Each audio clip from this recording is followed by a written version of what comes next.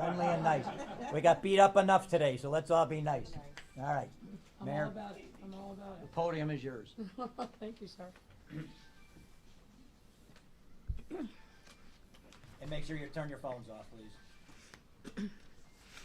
Somebody's computer, I think, is going a little crazy. All right, good afternoon, everyone, and thanks for being here. Today I'm here to not only share important updates from today's City Council, but also to introduce our newest Alderwoman, Alderwoman Monique Scott. And joining me today is, aside from Alderwoman Scott, is the Department of Transportation Commissioner Gia Biaggi, as well as our Building Commissioner, Matt Baudet.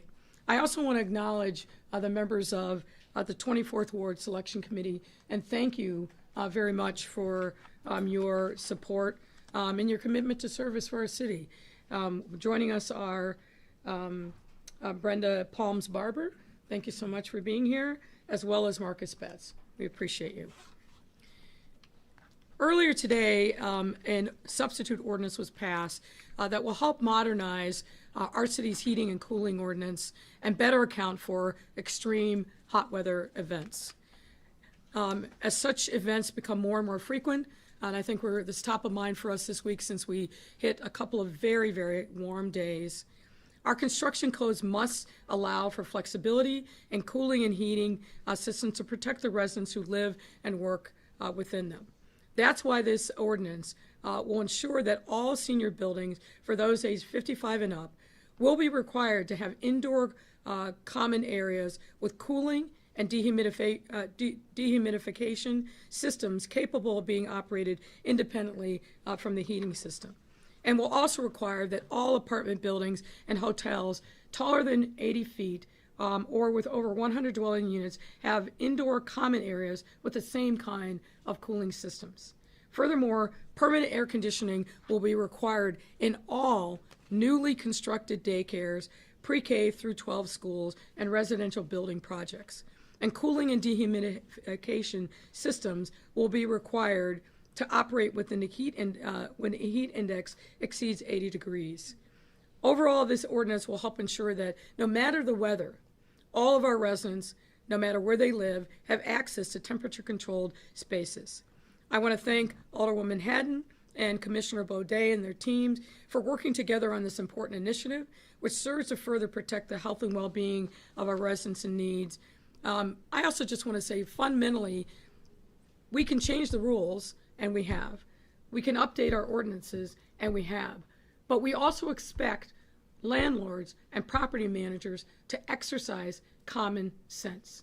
When you see the weather going up, you have a responsibility to go into your buildings and check and see what the temperature is in the common areas, talk to residents, and have on-site staff to make sure that they are being responsive to residents' need. We should never, ever have a circumstance where someone is living in a multi-unit dwelling where they are suffering from heat or cold because the landlords haven't stepped up and done what they need to do.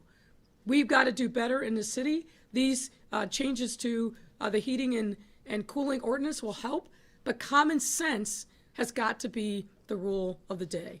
And I'm grateful that the City Council passed this measure.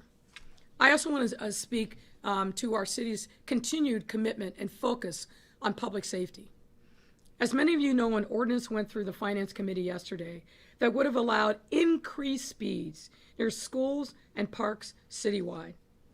This dangerous ordinance comes at a time when we've seen a 15% increase in traffic fatalities over 2 years, including 173 deaths in 2021 alone.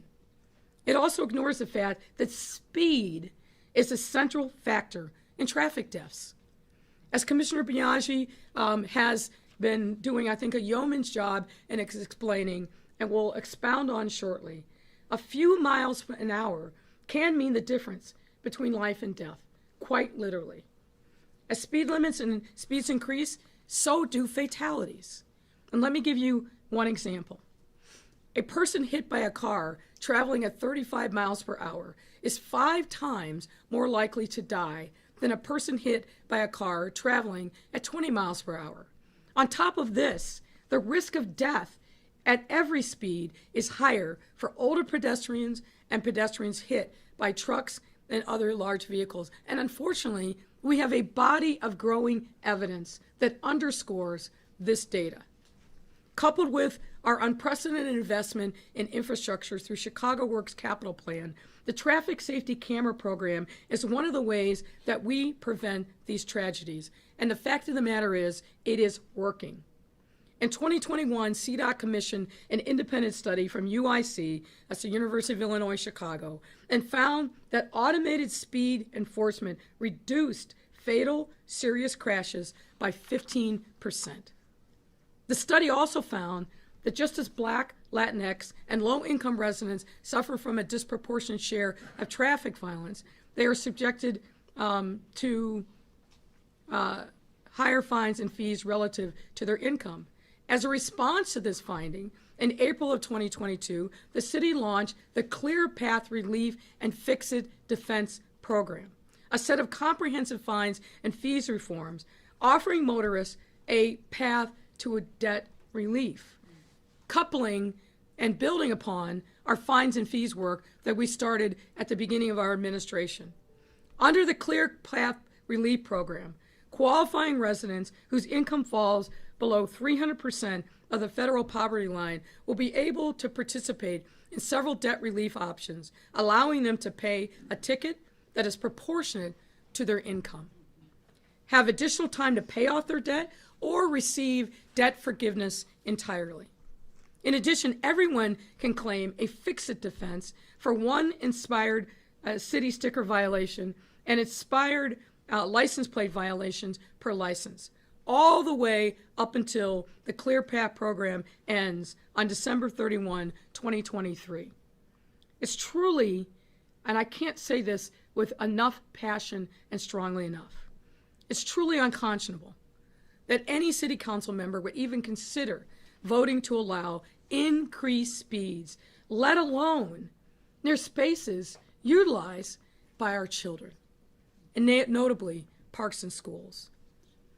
I want to thank those members of the City Council who understood this and voted no, and because we've got to have responsibility to make sure that we're protecting residents all over our city. I also want to thank the Safe Passage workers who are with us here today. And I want to also call out the crossing guards as well. Not only are the revenues by state law used to help support these workers, but they are on the front lines every single day. You are seeing the challenges that our residents are facing and that you are personally facing when people are driving with excessive speeds. And that's simply not something that's acceptable. So not only do we need to protect these workers and the work that they do, we need to make sure that we don't take any steps back in funding our police, funding infrastructure around parks, funding after-school programs, or funding our safe passage workers who play such an essential role in public safety. Last but certainly not least, I have the great pleasure of introducing our new 24th Ward Alderwoman, Monique Scott. Monique Scott is a daughter of the West Side. North Lawndale has been her home her entire life. And throughout her extensive, more than 3 decades long career, she has dedicated her time and talents to serve the public. Before assuming this role as Alderwoman, she worked as a park supervisor at the Chicago Park District, where she prepared and monitored an annual budget of $2 million, tripled the number of park memberships and participants in fiscal 2020 alone, and prepared and executed annual operating plans for membership, educational, and other recreational activities, and more. Prior to becoming a park supervisor, Alderwoman Scott dedicated 14 years of her career to the North Lawndale Christian Health Center, where she worked as a healthcare consultant and helped to protect the health and well-being of members of the Lawndale community. In every single one of her public service roles, Alderwoman Scott has put her heart and soul into serving the community. I've said this before, that in thinking about this vacancy, the things that were most important to me were making sure that we were going to be selecting somebody who lived in the community and was of the community and for the community. The other thing that was important to me was making sure that the progress has been made, the resources and the economic opportunity, those corridors of opportunity that have been opened up over the last couple of years, that work continues and gets scaled up. And I wanted to make sure that we had somebody who understood the necessity of that. And that person, unequivocally, was Alderwoman Scott. So I am grateful for her. I'm grateful for her service. I look forward to working with her in partnership to fulfill the vision that she has for bringing more health, more prosperity, more opportunity to North Lawndale. And with that, I'd like to thank her again. You'll hear from her in a moment. But first up, let me welcome Commissioner Matt Baudet. Commissioner. Thank you, Mayor. Good afternoon, everybody. I'm Matt Baudet, Building Commissioner, and I'd like to thank the Mayor for her leadership on this item, as well as Alderwoman Haddon and Alderman Osterman and other members of the committee that worked very hard on this ordinance. As the Mayor mentioned, common sense must prevail. And just to be clear, the heating ordinance has never prohibited anybody from disengaging the heating system and engaging the cooling system before June 1st. But as the Alderman says, as the Mayor said, we have to exercise common sense in this, and this ordinance does just that. We don't have to have the excuse anymore of you can only have heat or you can have cooling. We understand the limitations of the building systems, but just simply saying, well, sorry, I can't turn the heat on, I can't turn the air on, doesn't cut it. So what this ordinance does, it does a very common sense approach to the solution that we have before us, the issue we have before us of the two-pipe system. So what we've established now is that these buildings need to have cooling centers. And that could be the lounge, it could be the meeting room, it could be the gym. All these buildings have common areas that these folks congregate in. It's very simple to just go out and put some air conditioning units in there. So window units or portable units, just create a cooling center. Don't just simply say, sorry, I can't turn the air on for two days. That doesn't cut it. So what we have is the cooling centers. That's in this ordinance. So effective the 10 days from passage today, they'll have to have cooling centers in all these buildings. And they've got 2 years, May 1st, 2024, to make that a permanent system. That gives them plenty of time to obtain the funding, obtain the parts, the labor, whatever they need. They've got 2 years of planning to do this. So I would really like to thank the Mayor for her leadership on this. The building code is often seen as a public safety code or an economic development code, which it is. But under this Mayor's leadership, this code is now an equity code. This code now looks to not just at the buildings, but the people that inhabit those buildings. And Mayor, I thank you for that, because that's, personally, that makes my job worth coming every day, so I could go and actually help people. And Mayor, I thank you for that. And thank you again. Thanks. Who's next? Next up is Commissioner Biaggi. Thank you. Thank you, Mayor. And thank you all for being here today and watching as we try to apply common sense to what we can do, everything we can do, all hands on deck to address a crisis that is not only in Chicago, it's across the country in cities. But here in Chicago, we can do something about it. We are doing everything that we can, from lobbying the federal government on the design of cars that are bigger than ever, that if they can't even see a child through the windshield. We are investing $20 million a year over 5 years. That's a $100 million in a dedicated fund to changing the design of our streets. 4,000 miles of streets, we are taking it on. And with this mayor's leadership, we have funding for it. We didn't have funding for this before, dedicated to this effort. The third piece that we need help with is making sure that dangerous driving behavior is curbed. People are driving fast, they're driving furious, they're driving distracted. You've all seen it. We've all seen this across our city. And I want to thank the aldermen who see it too, who voted no on this proposed ordinance change. The fact is, when you look at this chart behind me, you can see the consequences of speeding. Speed kills, and speeding is the #1 driver that we're trying to address here. And the hardest thing is to address behavior, right? We all get behind the wheel from time to time, and it's easy to speed, but we have to do everything we can. And the tool in the toolbox to address enforcement of driver behavior is the speed cameras and placing limits, a threshold for getting that speed ticket. So you can see behind me on this graph the influence of the speed camera program.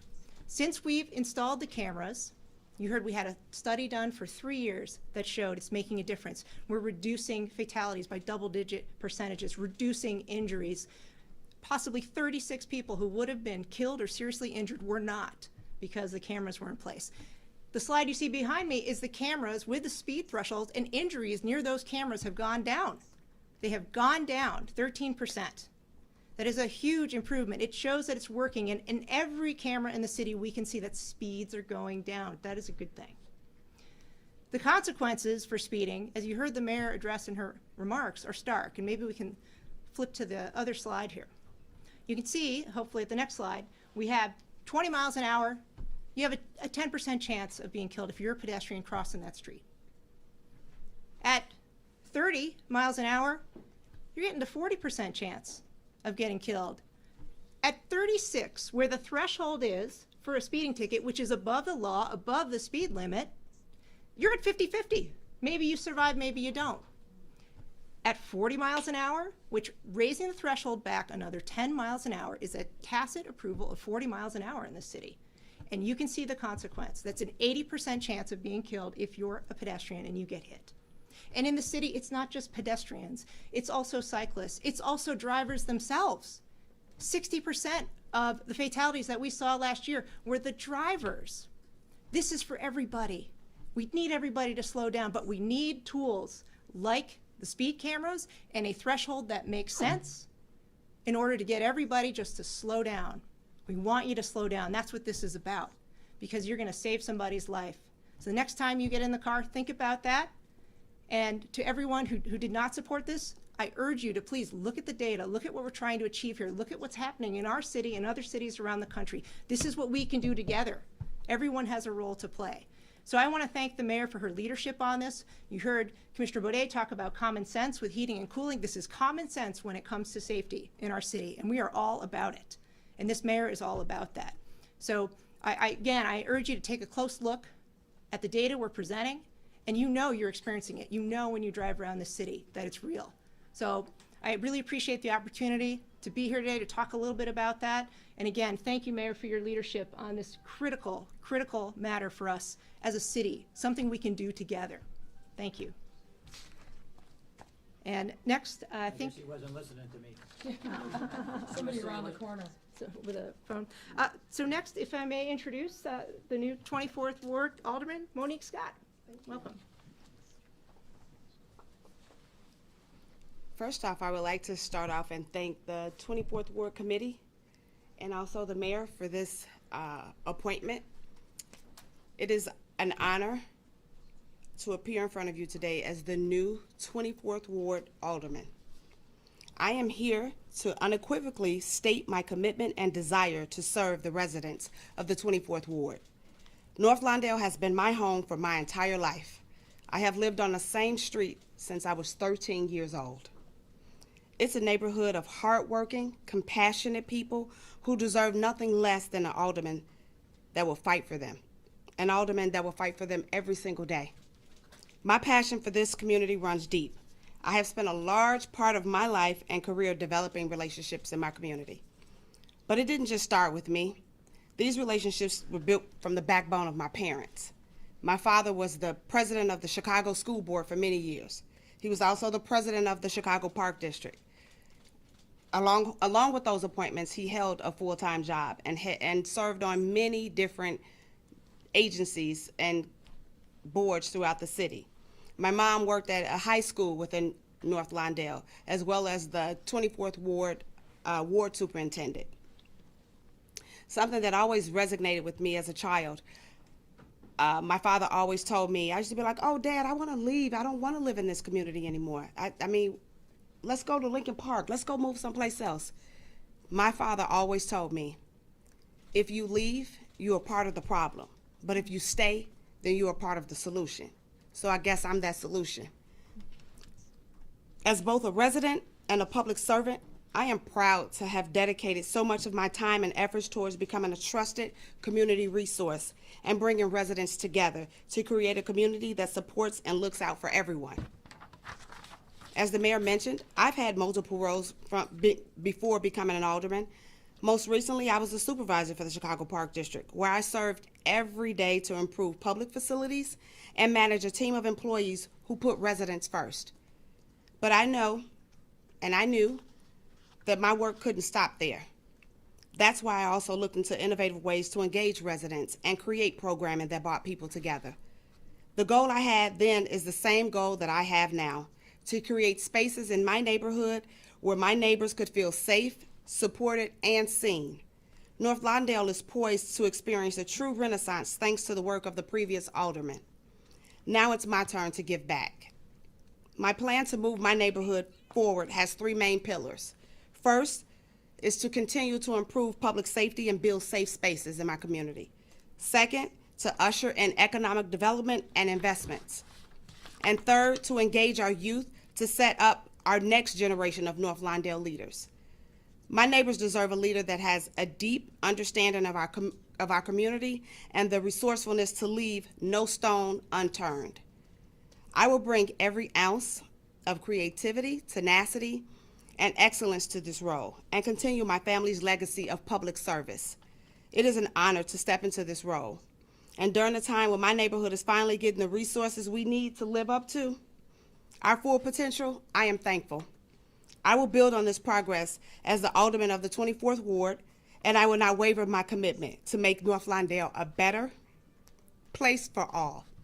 Thank you. And now I would like to welcome Mayor Lightfoot.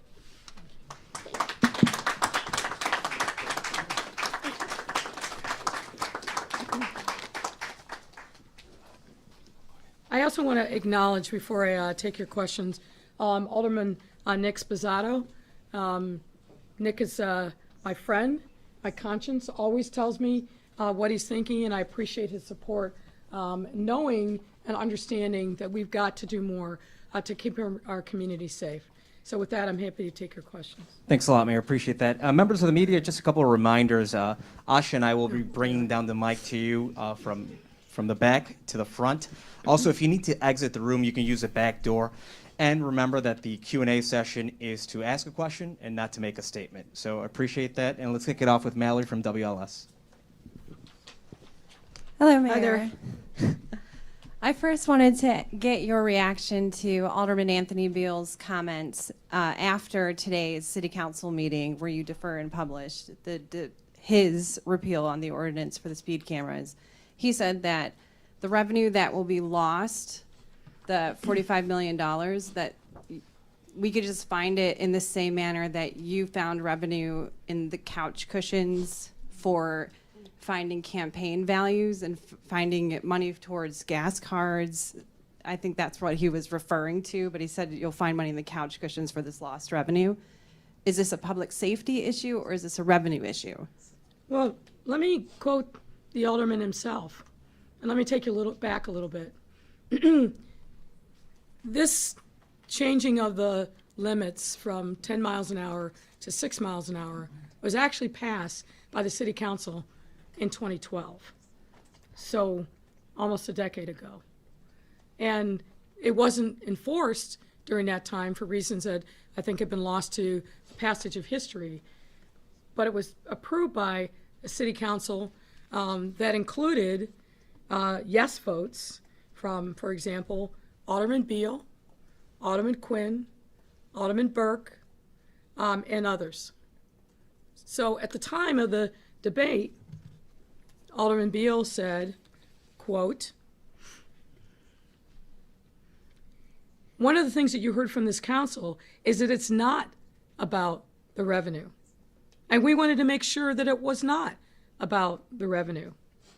And you saw that, so you look to decrease the fine that you would have sent a signal that it is not about the revenue, end quote.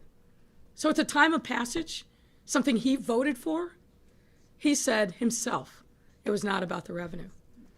So what's changed in 10 years other than we have a different mayor? Not much on that front. But what has changed is an incredible acceleration in the amount of speed-related deaths in our city. This is fundamentally about public safety. It's about saving lives. If you've seen the maps that Commissioner Biaggi has shown now over and over again with a number of people who died from traffic fatalities over the course of 2021 alone, and unfortunately we're continuing to see that same pace this year, every part of our city has been affected by this, every single part. Not just the south side, as some have tried to suggest, not just the west side, but downtown, on the northeast side, on the northwest side. This is a crisis for our entire city that we need to tackle, and we are doing that. But the last thing that we need is to give people who are breaking the law by speeding license to go faster, which is what the Beal ordinance would do. And faster, notably, around parks and schools. That makes no sense. It makes no sense whatsoever. And there's been a lot of discussion about this, but let me also repeat, the revenue is real, but there are ample opportunities for people who get these tickets to get a one pass, to get fines reduced. But fundamentally, the easiest thing for people to do, as Commissioner Biaggi said, is don't speed in the first place. Yeah, no one likes speed cameras, I get it. But this is life or death that we're talking about here. And we have got to step up as a city and address this crisis. When I saw the map that showed the number of fatalities on over 2021, I felt like a gut punch. This is a nationwide crisis. I've spoken to the Secretary of Transportation about this very issue just this last weekend. But here in Chicago, we actually have the tools in our hands to do something about this. This is not one of those big generations in the making, intractable problems that is going to take so much time. All we have to do is take our foot off the gas pedal to preserve lives of pedestrians of all ages, to save lives of bicyclists of all ages, to save lives of other people traveling in vehicles, and even your own life. People are driving too fast. That's fundamentally what this is about.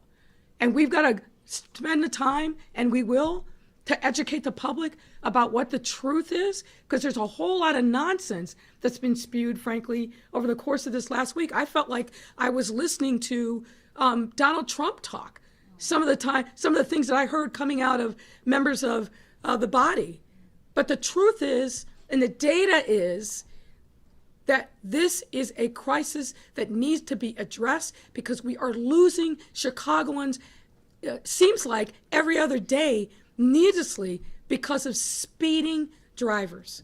That cannot be an acceptable status quo for anyone, and it certainly isn't for me. The Chicago Bears they put out their training camp schedule today. Do you have an update at all about the progress that's been made on the Bears front, getting them back to Chicago and keeping them out of Arlington Heights?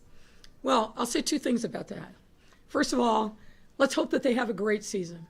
I think that's what every Chicago Bears fan, including this one, is rooting for. We need our folks healthy. We need an offensive line that projects Justin Field. And we need to make sure that our defense doesn't lose any steps whatsoever. So I think for me, when I think about the Bears, what I think about is let's go get them and be the monsters of the Midway and the performance on the field. That's the most important thing. Regarding your other question, we'll have an update soon.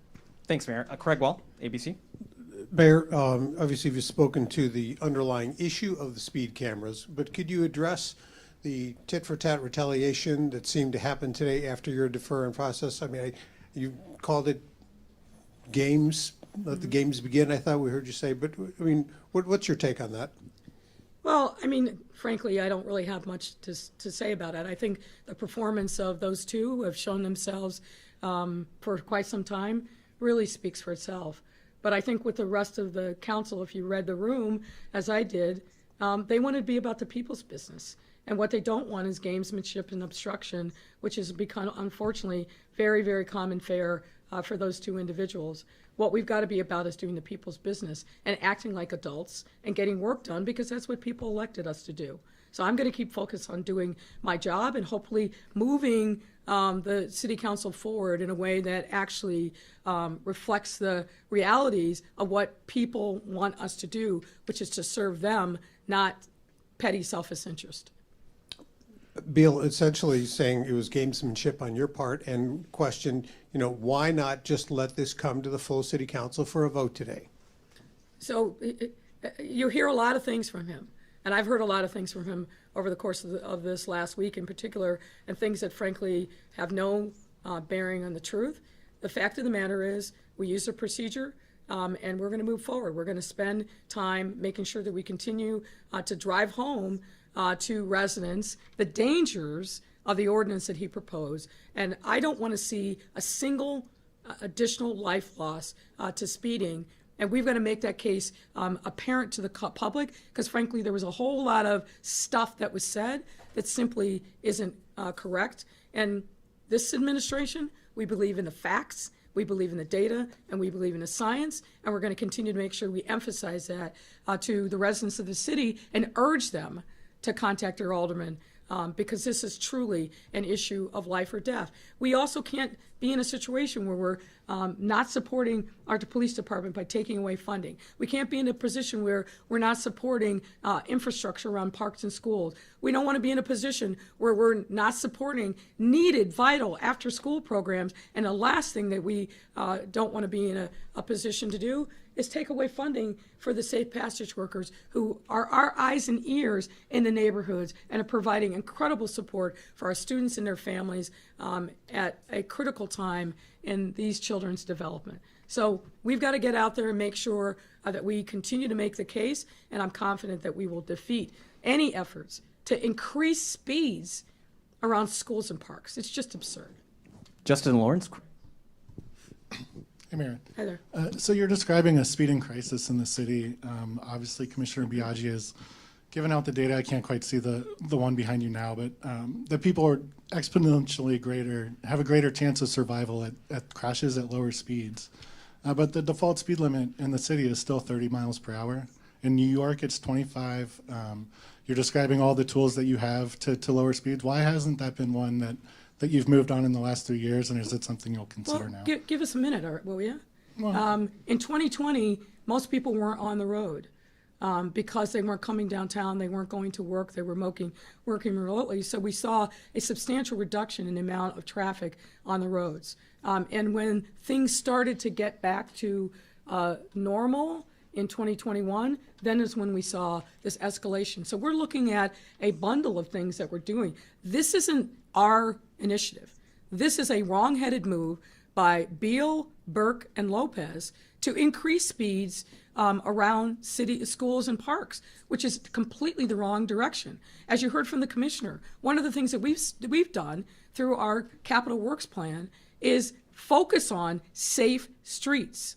Focus on that. And we're happy, if you don't know it, to get you information about that. We've done a lot to make permanent bike lanes and expand the number that are there, not just with a painted line, but with cement barriers. We're doing bump outs. We're doing pedestrian islands, a number of different things that, frankly, we started doing the minute I came in the door in the summer of 2019. You may remember the number of press conferences we had about that very issue, even before we passed the capital plan. So we are taking a number of steps. The commissioner and I and other members of our senior leadership team are looking at this national crisis and saying, what are the other tools that we can bring to bear to make sure that our city's roads and streets are safer? And so this is something, frankly, that we're fighting to educate people about why it's the absolute wrong thing to do in this time. But it doesn't mean that we're not looking at a number of other opportunities for us to make streets safer. And we will continue to do that.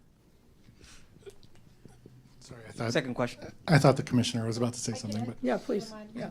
And in fact, through our Vision Zero planning, which is where we work with communities to understand what safety looks like, really on the block, right? Working with a particular ward or neighborhood like North Lawndale and saying, you know, what does safety look like? What could we do? We have been able to do some speed limit lowering in neighborhoods around the city. So we are looking at that, and under this mayor, we've taken those steps at a block level in the neighborhood scale. It's definitely something we're looking at as a possibility. And the second question can be for either you or the mayor. Alderman Riley introduced an ordinance today, essentially empowering more city employees, including board superintendents, to issue tickets to people who are parked in a bike lane. It would also empower city residents to snap a picture, send it in, and you know, it would go through a process, but that could start the ticketing process. I know you might not have read the ordinance yet, but I have kind of broadly, are those the kind of things that you're also looking at to make the bike lanes safer? Well, look, we're aware of measures that have been taken in other cities to empower ordinary residents on traffic safety issues.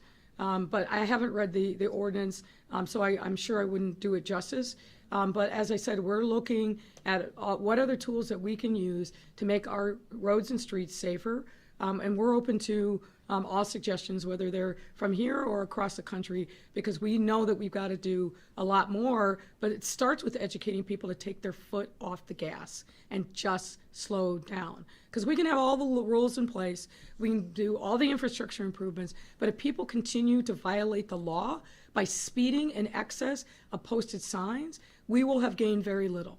So a lot of this has to be a public education about what the consequences are of speeding, and frankly showing the chart that's up here that the exponential increase in the likelihood of a pedestrian being killed if they're struck at higher speeds. So I think that's a really important opportunity for us to take to educate the public about the dangers of excessive speed, the dangers of distracted driving, or the dangers of blowing through red lights. I mean, as this debate has progressed over the course of this week, I'm hearing story after story after story of people who literally had near injury/death experiences because somebody ran through a red light, somebody whipped around a corner too fast. So I think this is a big, important issue for us to tackle as a city, but God forbid, the last thing that we need to do is increase speeds around parks and schools.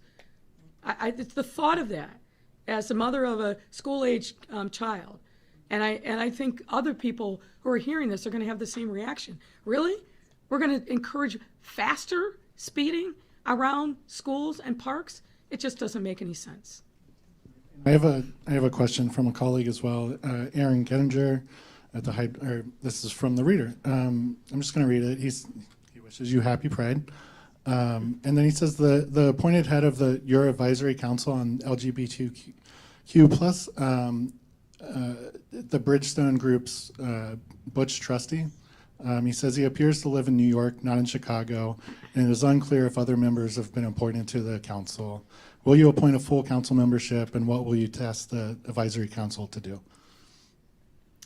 Well, we have a council, and my understanding is that Butch Trustee is a resident of Chicago. He may have business that takes him elsewhere, and we have a very active and robust advisory council. Delmore, WBBM. Thank you, Mayor. When you issued your statement about this vote in the Finance Committee last night, you listed all the aldermen who voted for it and said people should remember those names. Yes. Those names include some people who are consistent allies of yours who, for whatever reasons, and reasons that they explained in the meeting, said they had realistic and serious concerns about the lower threshold.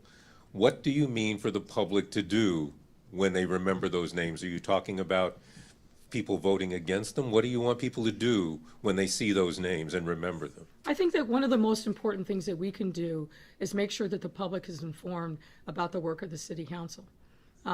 I hear from residents all the time that they have no sense of what goes on and why things that are important to them. As we talk to the public about issues I think that are very important for them, obviously increasing speeds around parks and schools is top of mind. It's really important that the public is educated and that they understand who is doing what. Okay, I'm also only going to ask one for me. I'm going to ask one for Fran Spielman. And she's asking why, or if you are okay with a 9.2% property tax increase for the Chicago Public Schools, one that the Civic Federation called tone deaf, and also why CPS should have pulled and did pull the proposal for the Chinatown High School off the table So you today. get one question. Pick. You just asked me two. But that's a Fran question. I know that, and I would say the same thing to her if she was here. So I would say you got to talk to CPS obviously about those issues. I don't set those rules. They deliberate as a body of professionals, and then their board votes. So you've got to ask those questions of that. Obviously, But are you okay with? what I would say is you've got to talk to CPS about that. The Near South High School, I think CEO Martinez indicated today that he believed that he needed to take more time to engage with residents about that high school, and I defer to him on that. That makes sense to me. Community engagement's important. Moving on. William Kelly. Thank you. Mayor Lightfoot, the people that I speak with in Chicago every day tell me that they're very frustrated with your lack of a plan to combat violent crime. They tell me that they're very frustrated with your rhetoric that sounds more like you support or sympathize with the So you may not have heard the admonition at the beginning of this press conference, and frankly, I've it spoken. was, I haven't hold on, spoken as sir. long as. Hold on, sir. It's specific to you. Ask a question, and I'd be happy to respond. But if you continue to come in here and spout a lot of nonsense and rhetoric, that's not a question, and not acting like a journalist, then I'm not going to have any time for you. You had a whole room of people that you're holding up by not asking a question. And I know you like to film me, and then you like to go on Fox News. Every other and then reporter you're- here is filming you. Yeah, so, I'm not but the what only reporter but what I filming you. want you to do is ask a question, sir. Don't give me your right-wing nonsense and spewing of facts that are completely untethered from the reality. Just ask a question. That's all I'm asking you. Ask a question, so we can move on. Well, I'm not the only reporter filming Ask you. a question. Right. What's your question? The obvious question is simply this. There are numerous violent crimes here in the city of Chicago, right? Last night, a teenager was shot in the head on our beautiful lakefront. People around the city, the state, and not only the country, but around the world. I'm going to ask you one more View time. Chicago. I'm going to ask you one more time. Ask a question, or we're moving on, sir. What do you say to the people around the world who view Chicago under your administration as a no-go zone?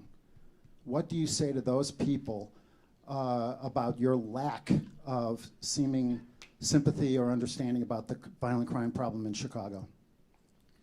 Thank you, sir, for asking your question. Thank you for finally getting your question. Your assumption in your question couldn't be more wrong. Every single week, multiple times a week, we talk specifically about the things that we're doing to combat violent crime in the short term and in the long term.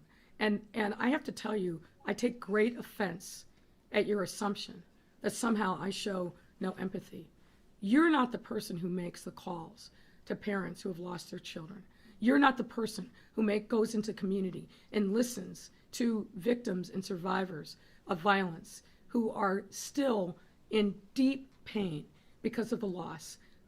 And when you walk in my shoes, sir, then you might have the ability to say something, but because you don't, and because you hide behind your microphone and your hold on one, sir. Don't interrupt me. Because you don't walk the walk of the talk and the rhetoric. When you do, sir, then you have the right to say something else. But I spend a significant amount of time every single day, focused on doing everything possible, everything within my power to make our city streets, our blocks safe. Now, you may not agree with it, and you clearly don't, and you and I probably don't agree on anything because our worldviews are obviously different. And when you talk about the fact that people across the world say that this is a no-go zone, you clearly don't walk outside in the city of Chicago. You clearly don't see the millions of tourists that are here in Chicago. 30.5 million last year. We'll break that record this year. We're seeing our convention business come rebounding back. We're seeing people booking into 2025, 2026. This is a great, beautiful, global city. And the right-wing characterization of our city as something other than what it is, I categorically reject it. But the proof is there. You walk our streets, you see our beautiful, iconic places of visit. They are filled with residents and tourists alike who stop me and tell me how beautiful our city is and how grateful they are to be in Chicago. Second question. My second question, I was born and raised in Chicago. I walk the streets every single day of my life. So I love sir? Chicago Is there very, a very question, much. sir? The Is last there a time I question, was sir? here, you said I sounded stupid. I asked about your response to a mass shooting. There have been 3 or 4 new mass shootings since that time. I asked you to rescind your violent call to arms tweet. Since that time, there was a death threat against a Supreme Court Justice, Brett Kavanaugh, and not to mention all of the violence in the city of Chicago. It's okay. Let him spring together his conspiracy theories. Go ahead. Well, But get to it the was question. reported on But the get news to- that but Brett get to Kavanaugh the- had Get to the question, a sir. death threat. Will you finally, at long last, rescind your violent call to arms tweet? Sir, again, the facts are the facts. My comment was about rising up in opposition to the overturning of Roe v. Wade. And you and the other right-wing nuts can try to characterize it any possible way that you can. Yeah, it is appropriate. It is appropriate.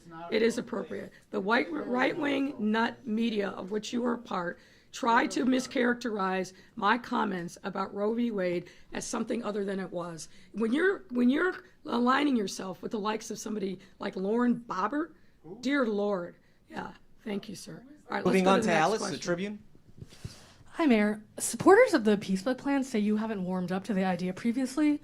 How do you feel now about the legislation introduced today, and what are your overall thoughts on the pitch to reallocate 2% of CBD I think we have to dig into the details. We've been in frequent conversation with a number of different supporters of the Peace Book. I think there are some things within that that we are aligned on, and we'll continue to work in concert with them to see if we can come to some kind of an agreement. Regarding the near Southside High School, what are your initial thoughts on criticism that it's inequitable because it'll lower enrollment at Phillips and elsewhere, and that CPS doesn't need another high school? Well, I don't think that that's borne out by the data at all. What I know is that the South Loop is one of the areas of the city that has grown. I think the census data tells us that. What I know is that the elementary schools there are bursting at the seams. One of them is in 3 different buildings because of the increase in population. The folks at Chinatown have been begging for a neighborhood high school for quite some time. And so I think the data and the analysis definitely shows that there absolutely not only is a great need for a high school, but it won't diminish the population in other nearby schools. Heather Schroen, WTTW. Hi, Mayor. Heather. Now for the 3rd month, Alderman Michelle Smith's ethics proposal remains stalled. Her office told me that you and she sat down and that you had committed to supporting a revised version of that measure to be directly introduced to her committee next month. Is that accurate? And can you tell me what changes you'd like to see? Well, first and foremost, it's not 3 months. It just got introduced last month. So Introduced in April, so it wouldn't be considered until July, so that's 3 months. I don't recall that. I recall it being introduced last month, but be that as it may, we did sit down, we did talk, and we talked about some amendments, and we're working on those. Can you tell me specifically what your concerns are? Well, I didn't say I had concerns. What I said is that we are working on some amendments, and when we're when that work is done, we'll let you know. During the Finance Committee debate about the speed camera issue, it was clear that there are no speed cameras in Lincoln Park, and there are very few along the lakefront, according to the map that's on the city's data portal. That's not accurate, and Commissioner Biaggi can certainly address that issue. Sure, thank you. I'm glad you asked, because this is a great opportunity to clear this up. So Lincoln Park has 3 cameras enforcing near Schaefer Park. That's near Ashland, Fullerton, Clybourne, which we know is a very, it's a high crash corridor. We see crashes there every 2 days. So there are in Lincoln Park, and they're also in the Gold Coast, in Streeterville, Lakeview, north of Lincoln Park, Uptown, Edgewater, and downtown. And I should add, I suppose, that there are no speed cameras near South, Douglas, Oakland, Kenwood, Bronzeville, Grand Boulevard, and Armour Square. So we have an array, obviously, out there, and we're happy to work with any community on making sure that the cameras are where they need to be within the constraints of the rules, which are parks and schools. Greg Pratt, The Tribune. Good afternoon, Mayor. So the council passed the officer death benefits ordinance that Matt O'Shea was pushing. And there was some talk, and there is a lot of talk about how tough the job is of a police officer, which is, it's tough at all times. It's been tough now. There's a lot of concern out there that the cops are getting burned out. They're not getting their time off. They don't have enough support. I'm wondering if you can speak to that issue of days off and just just generally what you can do to help the officers who are struggling. Well, there's a lot baked into your question, and let me try to address them. Look, I've said this multiple times because I believe it. I think this is one of the hardest times to be a police officer. There's no ifs, ands, or buts about it. Every single day, they are seeing people in their worst possible circumstances, and that is real. And the trauma that police officers are experiencing is real, which is precisely why we, at the urging of the superintendent, passed a additional $20 million specific to officer wellness, and we are executing on making sure that there are resources in every police district for our officers that are on duty, and frankly for their families to be able to access. When I took office, there were 3 EAP specialists to service the entire department. We've now increased that number exponentially, and we're going to continue to look at ways in which we can support our officers. I heard a number of things today that were said, and particularly around, cancel days off and so forth.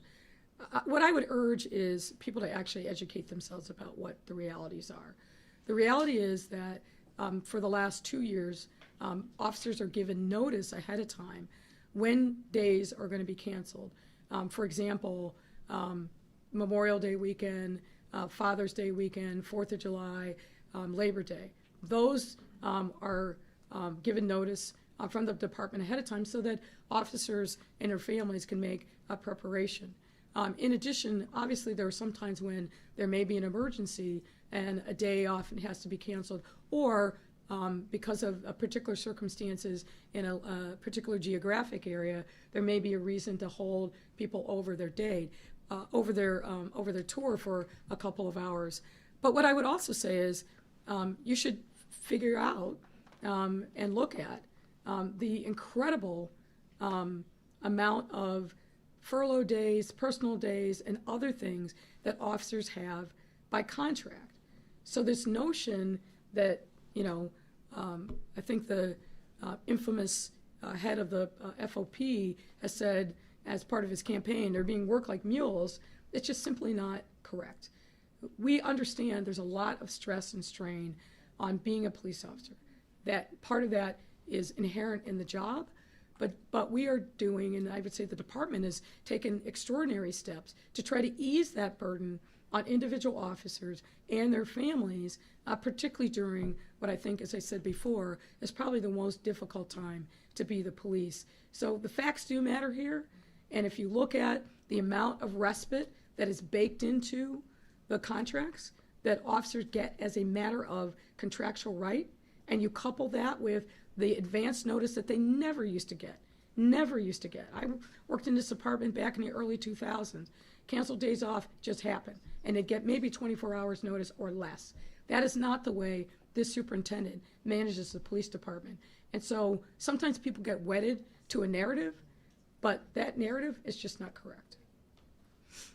All right, and then on ethics and term limits, you know, Pat Quinn is trying to force mayoral term limits. That's something, and you know, his ordinance came in today. That's something that you did say you supported, and for committee chairmanships, and you haven't moved on that. Are you working to move on that? Are you planning to introduce something? Is that something that? What's the status of you doing something about that? Well, what I said is, and I've been on record on this way before I ran for mayor, I believe in term limits, and I still do. We will work with the council, but I think it's something that is a bigger issue than city council, bigger than a mayor. It's something that really needs to be taken on at the state level and across the board.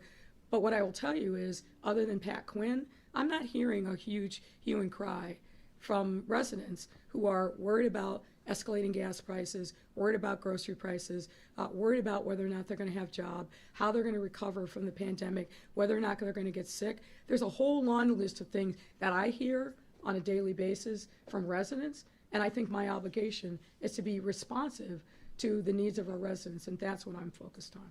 All right, Erin, Daily Eye. Hi. Can you respond to aldermen who say that the ETOD ordinance goes too far to circumvent existing zoning and could make neighborhoods too dense? So that's why we introduce things and have discussions. So we'll have those discussions. Okay. And we're coming up on a year since the Civilian Oversight Commission was approved, and then a month since the list of 14 nominees was sent to you. What's taking so long to make a decision, and when can we expect that commission to be announced? Well, as you can appreciate, this is going to be, I think, some of the most important appointments that I make. And so I want to make sure that I take my time to understand who these people are, and give them an opportunity to come in and have a discussion. Because once these commissioners are set, and obviously I was waiting on City Council to give me the list. I have gotten the list in the last 3 weeks, and I'm going to take the time that's necessary to make sure that we get this right for the residents of our city. Thanks, Mayor. Mariah, WBZ. Hi, Mayor. Hi there. Today, homeless prevention advocates held a press conference to grade you for your first 3 years on the issue. They gave you a B+ for advancing, quote, Band-Aid solutions to prevent homelessness, an F on creating a annual revenue stream to try to prevent homelessness. One of the issues is the real estate transfer tax. And so my question is, do you support putting a question on the ballot to let voters decide whether the city should increase the real estate transfer tax on properties over $1 million in the city to help fund homeless solutions? Well, we obviously have been working diligently over these last 3 years to make sure that we're addressing the challenges of homelessness in our city, which, as you know, are very complex. There's a lot of different reasons why people are on the street. There's not a one-size-fits-all solution, so that's why we've got to have a lot of different voices at the table, making sure that we've got social workers, mental health workers, that we're working on, obviously, transitional housing, and we're doing those things and trying to move forward as fast as possible, and we've committed extraordinary amounts of resources to do just that. You know, frankly, as you know, I supported the real estate transfer tax early on and tried to get that done in Springfield, but because of the things that were done by the same coalition, that program didn't move forward. So what I will say is, I'm going to continue to work on making sure that we've got the resources that we need to address the homelessness challenges that we have that are multi-tiered and complex, and make sure that we have a multidisciplinary approach to getting people off the street. Nobody in our city should be living on the street. Do you have contingency plans to fill a $45 million hole? You know, we're hearing about the cuts to safe passage programs, to after-school programs if Beal's legislation is passed. For residents who are concerned about those cuts, what are your contingency plans to fill that hole? I don't intend to ever let that happen. But if it does? I don't intend to ever let that happen. Thank you, Mariah. Thank you, Mayor.